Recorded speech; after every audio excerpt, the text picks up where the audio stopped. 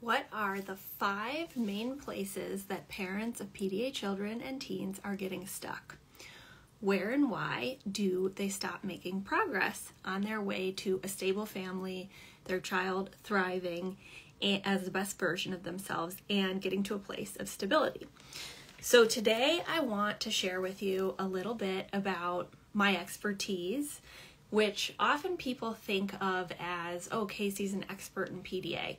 And while I do have expertise in parenting and caregiving for a PDA child, I have one myself, my true, deepest gift, I think, is actually my expertise in you, in your process, in where you get stuck, and where it's hard to make progress, because I see the patterns among the hundreds of families that I've worked with, and they reflect the same points where I got stuck as a mother. And I think it's important to share my stories with you about these different points that I've gotten stuck as well, to normalize it, and also to make it explicit and clear so that you can reflect for yourself. Am I getting stuck here? Can I go deeper? And is this a place where we can create more movement towards progress with my child or my teen? Okay, so before I do share these 5 places where you're getting stuck, I want to let you guys know that today is the last day to enroll for the Paradigm Shift program, January 2024 cohort. Enrollment will close tonight at midnight, New York time. We're on Eastern time zone, okay? And this is the type of stuff that I work on with parents in the Paradigm Shift program, which is less about PDA and more about parenting a PDA child or teen. Okay. So let's talk about it. And I'd love for you guys to drop in the chat or drop a heart if this is resonating with you and you're seeing yourself as potentially stuck in this place. Okay, first, one of the primary places that I see parents getting stuck with making progress with their PDA child or teen is waiting for permission, okay? And this is very natural. I went through this as well.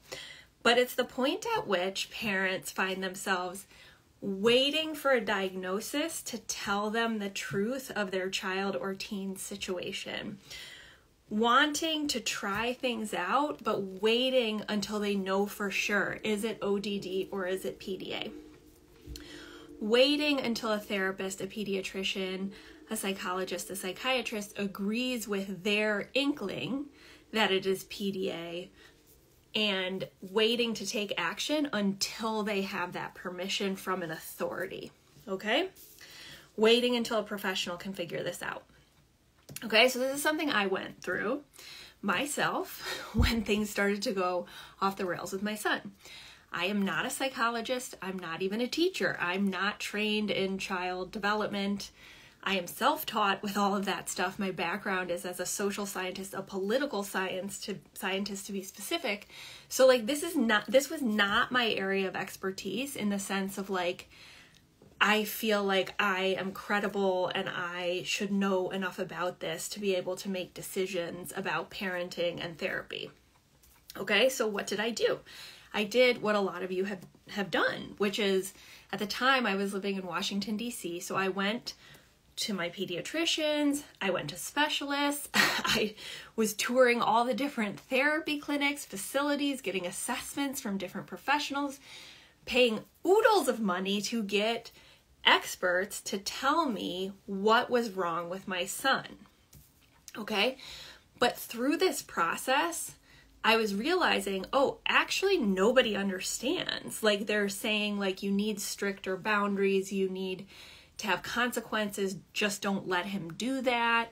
You need to take parenting classes. And I did some of that and would see with my own 2 eyes, I actually can't stop him from this behavior. It's reflexive. Like, when I put a limit down, he has a panic response. And at the time, I didn't have the language even to articulate what I was observing. I only had the language of temper tantrums, of meltdowns, of defiance, of him being a feral animal. And I really didn't even have an ability to communicate with these authorities and professionals. And I kept looking for permission to do what in my heart I knew I needed to do, which was to try something different. Okay? And it was only when I made that decision, and I remember saying to my husband, Jake, nobody is coming to save our family. Like, nobody is as invested in our family as we are, and nobody is going to figure this out but us, right? And it was this light bulb moment, but then I still had this same sticking point of like, I feel like I'm waiting for permission. The same thing happened with the autism evaluation, right? So often parents are like, I'm waiting to get an evaluation and an assessment or a neuropsych to tell me what's going on with my child. And this is very natural. This is the way that like society is set up. We have experts, we have institutions, we look to them to give us the answers and their expertise. However, we're operating currently in a time when there isn't institutional or professional knowledge in a systematic way about how our kids' brains and nervous systems work. So often parents have to make the mindset shift of, instead of waiting for an expert or authority to tell me the answer and give me the diagnosis so that then I can change my parenting and the therapeutic approach, we have to flip it, right? And we have to say, you know what? I think this is what's going on, and I'm willing to experiment because this is my son or my child's life trajectory. This is their trauma and well-being and mental health, and I am brave enough and know enough as a parent, and this is you guys. Like, I am resourceful enough to try something different and see if it works. And it's not a commitment of like, I'm imposing this diagnosis and I think I'm a psychologist. I'm literally just brave enough to experiment. I'm not going to use consequences for a week and see what happens. I'm going to use declarative language and see if it shifts just a little bit, the connection. And I collect my own data. Okay, so luckily I had this ability to do sort of a hypothesis, experiment, track data because I had training as a social scientist. And so I had that ability to say, you know what? What if I just experiment and try and observe and see if the root cause might not be defiance, right? And then I had to advocate to get my son his autism diagnosis. Okay, so I did not walk in to a clinic at a university and give over the information, because I've done this at his school, and what had come back was just like, regardless of all the reporting from home and all the information we had given them, it was just like, our test doesn't show that he's autistic. So by this time I was ready. I was ready to provide more information, to advocate, to fight for his diagnosis, because I knew that he needed it in order to have doors open. And I knew he was autistic too. Like, it wasn't like a false strategy. It was like, I need to help them see what's true so that he can have legal access to the therapies, to the IEP, you know, the support in school, which we didn't end up having anyways because it didn't work and we had to go to a private school. But at the time, I was like, we need to advocate for a diagnosis. And I remember I was arguing so much with these young residents, which, you know, was really hard for me as a people pleaser.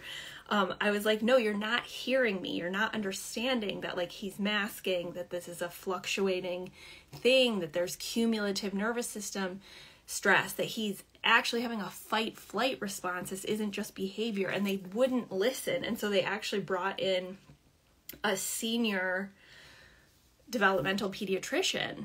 And because I was so advocating so hard, right? And this was not easy for me at the time. I ended the evaluation with like crying and sobbing and being like, everybody hates me, and just having my own panic response because I had been so, what felt like aggressive, but what was really just firm in what I knew to be true about my son, right? And so the doctor, the developmental pediatrician, I remember us talking, and going through the diagnosis and her giving the diagnosis because through our conversation, she finally realized the nuances, right? But this process was not one of, here, I am conferring or giving you what the answer is, and now you can go take action. Unfortunately, for us parents of PDA children and teens, we are not living in a historical moment where that's a possibility at this point. And that's something that I work on passionately outside of the business, increasingly, intersecting with the business. But like, apart from that, that's why I'm working with the University of Michigan and a tenured neuropsychologist in order to have research and eventually have PDA get into the DSM-5. But that's a totally long-term process and is not going to happen in the next year, right? Or even necessarily in the next 5 years. That's not how research works. That's not how institutions change. That's not how policy changes. I mean, this is what my previous life was, research and policy. So I know that in the meantime, for parents, sometimes instead of waiting for someone with acronyms after their name to tell you your next step, you have to decide, right? And that's deeply uncomfortable, especially if you don't have a lot of confidence in yourself. And even if you do, when you're facing someone with a PhD or an MD and these upper echelons of society in the medical field, you are not going to feel confident, right? But that doesn't mean you can't decide. Okay? So that's 1, waiting for permission. 2, waiting for the research and evidence base. Okay? So this is going to come off, I hope it doesn't come off as someone recently in his Instagram was calling me an influencer peddling pseudoscience, which I thought was so funny because I have a doctorate degree and like a doctorate degree in political science and social science methodology, and like I'm trained in this scientific method, and like I very much agree with needing to have an evidence base. I very much agree with rigorous research. That's why I acknowledge that it takes years, sometimes decades, for things to be researched in a rigorous way and then trickle into policy, practice, and implementation, which is what doctors, psychologists, and psychiatrists and therapists are doing. They're practicing what the research has found. So it's 2 different processes, right? But one area that I think I luckily had the curiosity mindset around, and I'll give you a story about why, was just like the fact that there isn't research yet, or that there isn't an evidence base yet, does not mean that a natural phenomenon doesn't exist. Okay? It just means it hasn't been studied.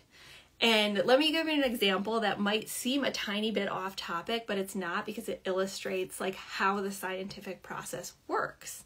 Okay, so when I was in my doctorate program at Wisconsin-Madison, now I graduated from that program 2016. Okay, so my doctoral dissertation topic had to be about something that had either been a debate in the literature, a gap in our existing knowledge, or an empirical puzzle, right? An empirical puzzle is just like we have the data, but it doesn't make sense. It's contradictory, right? So all 3 of these things are kind of existing for PDA, which is like there's a debate in the literature about whether or not it exists, the only literature we have. There's a gap in the literature about like we don't have empirical studies about it as a nervous system disability. And it's an empirical puzzle, right? Why do we have these paradoxes in the way that our child behaves when they're diagnosed as autistic or ODD, etc.? Okay, so what's the parallel in my previous life? I studied Civil War, grassroots peace building, intergenerational trauma, reconciliation, and collective memory in Colombia, South America. Okay, so this was like my doctorate degree, my dissertation. So the gap in the literature, or the debate, was how does how does patterns of violence impact the way that people rebuild their communities after they've experienced massacres, bombings, etc.? Okay, so I wanted to study rural areas that were poor and far away from urban centers like Bogota or Medellin or big cities in Colombia. Okay, there was no data. There was no data in the United States. There was not a lot of data in Colombia. Does that mean that there wasn't violence happening in these communities? No, it just means there wasn't a body of data or research that existed, okay? So what I did was I went into these areas, buses, jeeps, chivas, sometimes I would ride horses into these areas, okay? Very remote, and I would talk to people. I would go to the local government and say, can we see your archives? I would go into churches and talk to the priests who had lived through the violence, right? And I collected the data. It didn't exist before. Why? Because the NGOs couldn't go into these really violent areas that were under the control of the armed groups. The journalists wouldn't go into these areas because they were under control. Yeah, chivas. They were under control of like the FARC, the ELN, paramilitaries. These were conflict zones, okay? And this was the post-conflict time period, like a decade later, that I was traveling around and collecting this data, okay? But when I'm looking at it from the safety of the Wisconsin library and trying to look at the official data sets that the Bogota, the like central big city of Colombia puts out, it doesn't show that there was a lot of violence there. But what happens? You go talk to the people, you go into the areas, you talk to the priests, you talk to the demobilized combatants, you talk to the woman whose son was killed, you look at the places where people used to be tortured that are now turned into memory and gardens where people are buried. You go in and you look at the actual data, okay? You don't just say, this doesn't exist. That's not how science works. And any of you parents who are brilliant know this, right? PDA exists. It's not a debate to me. It's an empirical puzzle that we're putting bounds around. And so I feel like I'm uniquely positioned to not need an evidence base to move forward. I want to be part of creating that evidence base, but like, my entire training was seeing other scientists, whether they're in the hard sciences or in the social sciences, creating new knowledge. That is what the scientific process is. So when you're talking to a doctor, you're talking to a psychiatrist, you're talking to a psychologist or a therapist, yes, they're very highly trained, but they're trained in the existing body of sanctioned knowledge. That doesn't mean it's going to stay the same. And so what does that mean for us as parents? It just means that we can get stuck by waiting for there to be an evidence base instead of trusting yourself, of like, we're just the first generation of parents who are putting ourselves in this position to shift the way that we're actually parenting based on what we think is true. And frankly, this isn't a new thing. Like historically, if you read Neurotribes, which is on my bookshelf, this is what parents of autistic children were doing in the 1960s to shift the narrative from like, this is like schizophrenia or, a disease to autism. We're just doing it 60 years later. Okay. So I don't want you to get stuck on the like, I need to wait for the research, because the research takes a long time. I also want you to feel empowered to understand that like when people use the it's not evidence-based, they're doing the best they can within the institutions and structures that they work in. That's their incentive structure. However, it doesn't mean you're wrong. It doesn't mean you're doing the wrong thing. So don't let yourself get stuck or gaslit there. Okay? Third, wanting more information before you move into action. Okay, so this is something I went through too, and it's very common, right? We want to be well informed. I remember reading every book my first Instagram account, which is not this one, if you guys look, I only follow like 83 people, and most of them are people I know personally or are like business people because I'm building my business. Because I find it potentially sometimes triggering and I don't like a lot of input when I'm trying to be creative and produce, okay? But I used to have a PDA account, PDA Parents, where I was like an anthropologist studying and understanding the whole landscape and distribution of all the different neurodivergent narratives. So I was trying to understand and get more information. I was reading all the books about PDA. And I remember reading some of these things, especially the Understanding PDA, okay? And I remember feeling like reading how, like the despair that came through at the end of that book. It's an important book. It's interesting. It's informative. It was the best starting point for a lot of this research. But it was basically like there's all these terrible outcomes. And I remember thinking like, that's not going to be my story. And that's not going to be my son's story. And this is a sample that's not necessarily reflective of the entire population or what we can do to shift this, okay? And I remember I had this moment of like, okay, Casey, enough information. Like, you need to decide what you're going to do differently, right? This is just someone else's story. This is someone else's experience. It's a snapshot. The same was true for support groups. I removed myself because I was like, it is time to take action. It is time to stop seeking answers and information from other places, especially getting super triggered and then feeling like I can't, like there's no positive progress that can be made. Like my son is destined for all these terrible outcomes. And I just decided like, I'm not getting more information, right? I'm just going to start trying some stuff and seeing what's true for my family, right?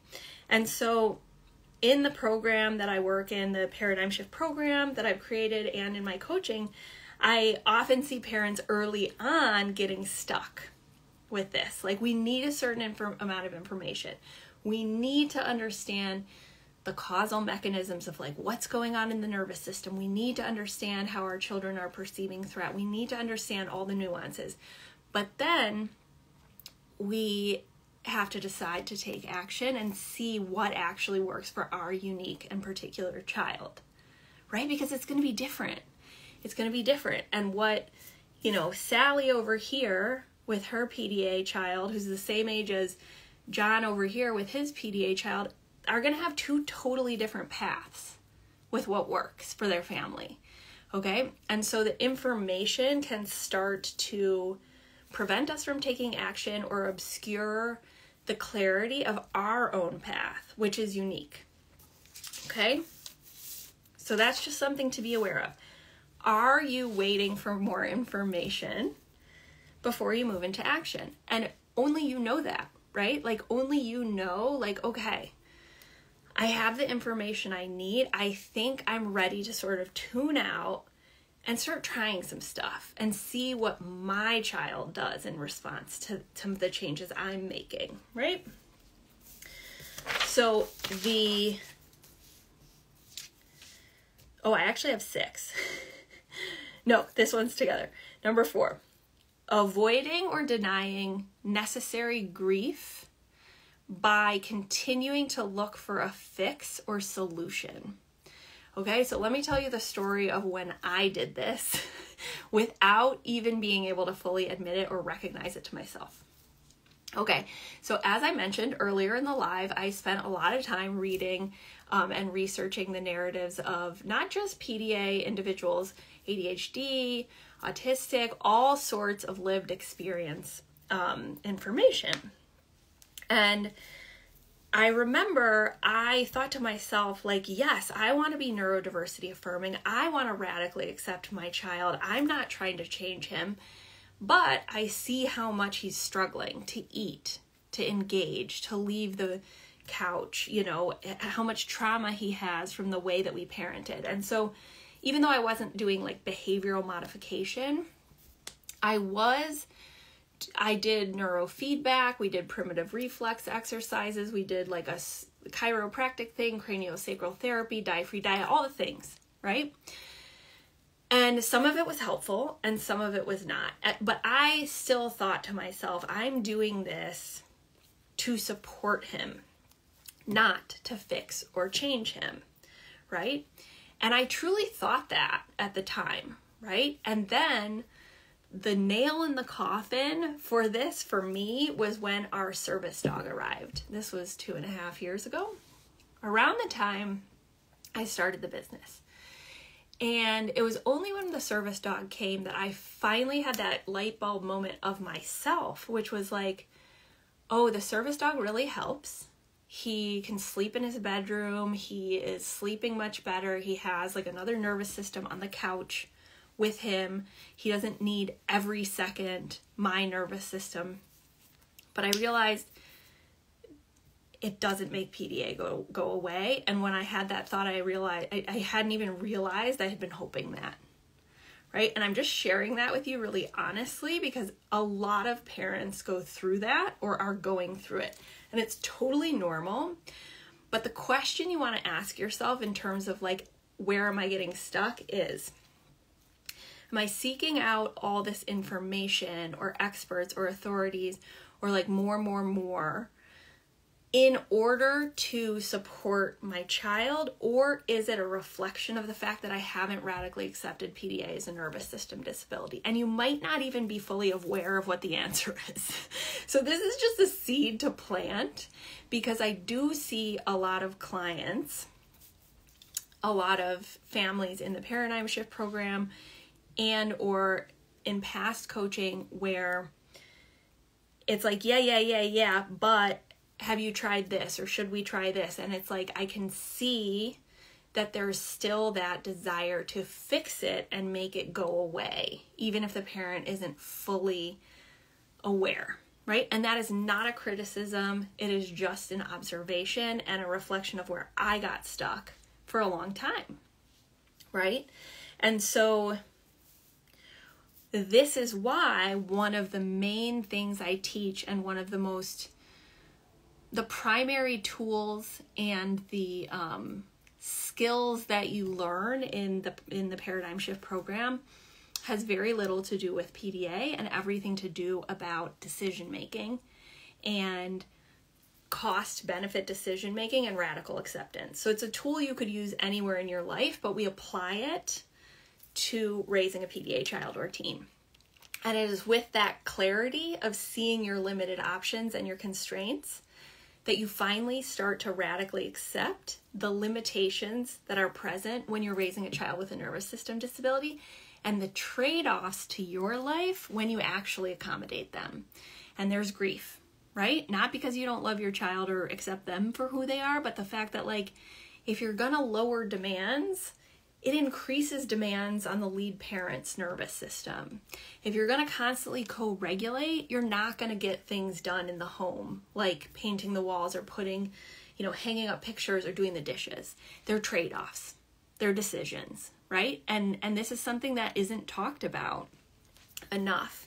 But as soon as we start accepting those constraints, we can start to transcend them over the long term and find peace, right? And it was only when I finally, it feels like hitting rock bottom. It feels like the bottom of the trauma cave. It feels like giving up in some ways, but it's only when you finally accept that you make space and stop allocating energy towards the things you cannot change that things start to move and shift for you.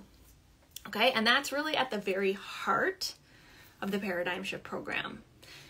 Parents can go through the whole program and I will still keep bringing them back to this principle, because you can apply all the information and accommodations, but if we haven't moved through this, it's never going to get you to the level of transformation for your family and your child that you want.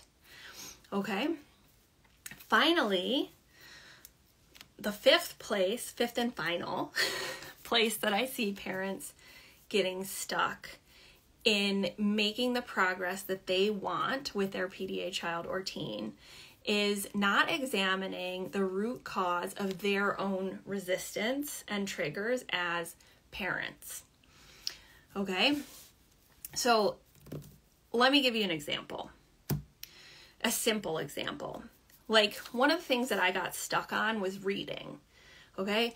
I really felt like I needed to teach my son to read. He needed to read early. He needed to be academically achieving, etc., etc., etc. Why was I why was I holding on to that so much? It was about me. It wasn't about him. It was about the fact that I thought it was my job to make him academically successful, because that has up until I started this business, what has gotten me everything in life was working hard academically, getting scholarships, getting into good schools. That was my stability. That was my success. Okay? But that doesn't mean it's going to be his. But I was holding on to my root cause of resistance, and that's what was preventing me, even though I knew. I understood PDA. I just kept trying to I'm just going to read a little. I'm going to strew some reading, and the energy around it was you have to read, right? And it can be deeper than that. It can be much deeper than that. It can be the religious upbringing you have where, I was raised Catholic and Episcopalian. I'm not religious in any sense. I don't identify with one religion, but I do practice Buddhism as a practice. But the religious upbringing underpinning what the even conceptualization of my job as a parent got in the way of some of the progress I was making. Because I kept thinking, if I'm thinking about Catholicism, Adam and Eve. Eve sins, Adam sins, original sin, and it's their job to, rein in the sin as humans and be good, and we need to control and comply and teach our offspring to do the same so that they can get into heaven. I'm oversimplifying it, but let's just use this as an example. Instead of the premise of you have a divine inner light that can be never be corrupted no matter what you do. Right? Which was a shift I made of no, regardless of his behavior, I don't have to control this so that he can be good.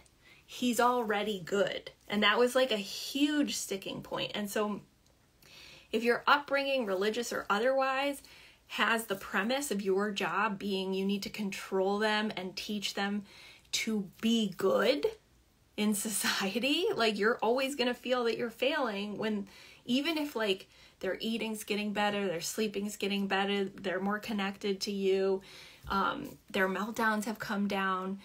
But if you're still focused on, but they're not polite to their grandparents and they don't pick up after themselves, you're not going to feel successful, and that energy is going to come out, right?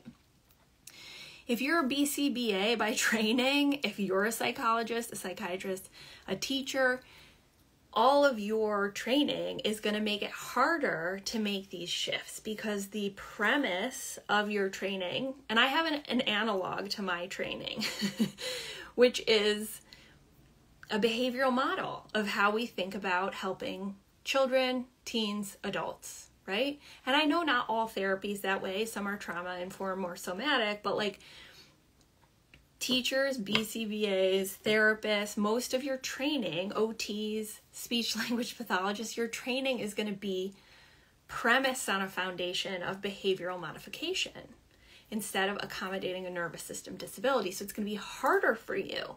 So why I'm talking about this is I'm just making it clear and bringing to light so that you have an awareness of where you're getting stuck in a root cause way, right?